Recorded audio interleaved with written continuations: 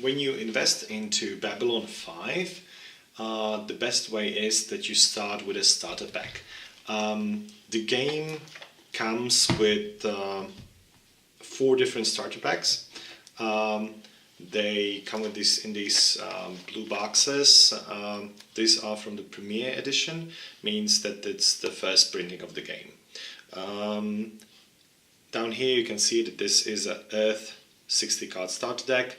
Means that this starter deck, there's also John Sheridan on the side of it, on this sides, means that the cards here are pre-selected for an Earth themed deck.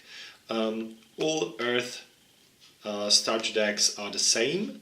That means there are 60 cards, of which 50 cards are fixed. So there are 50 cards which you find in any Earth starter deck are the same, and 10 cards are random. So as if there would be 50 cards who are fixed and 1 booster pack.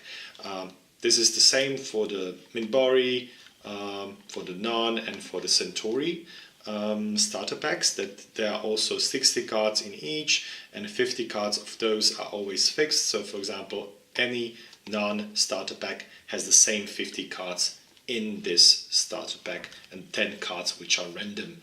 The same for all other races.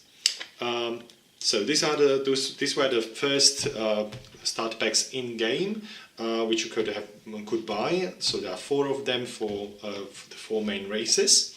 Later on, during Great War, a new starter pack was announced and produced, and this is the non-aligned worlds, or non-aligned League of Non-Aligned Planets starter deck. It also has 60 cards, of which 50 are fixed and 10 are random. So with this you get the chance to play the League of Non-Aligned Worlds.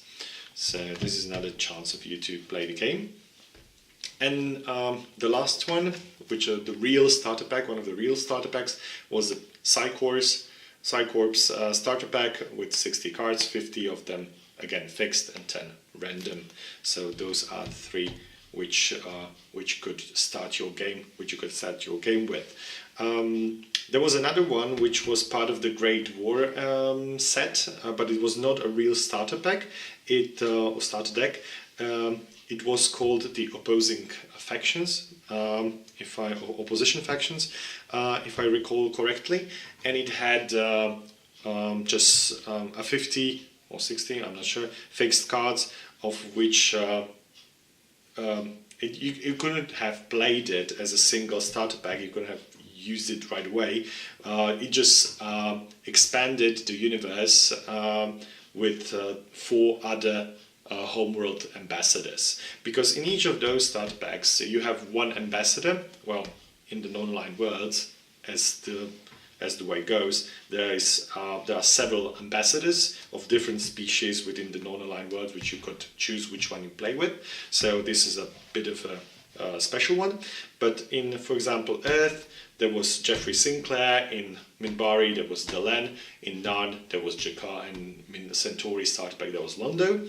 And in the Psycorps starter pack it was Alfred Bester. So, and the opposition factions introduced 4 other ambassadors, let's call them home faction ambassadors, which were for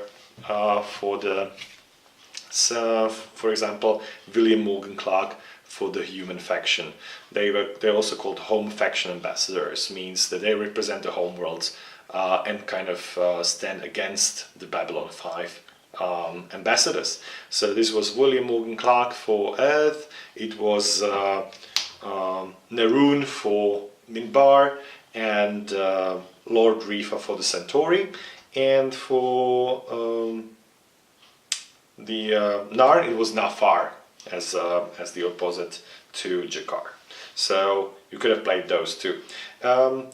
If I count correctly, then you had 4 different ambassadors from this starter packs. You had different ones from from the non-aligned worlds. You have 1 here, so it's 4 plus 1 plus another 4, and you could also play John Sheridan as the starting ambassador for Earth, so you had several options here.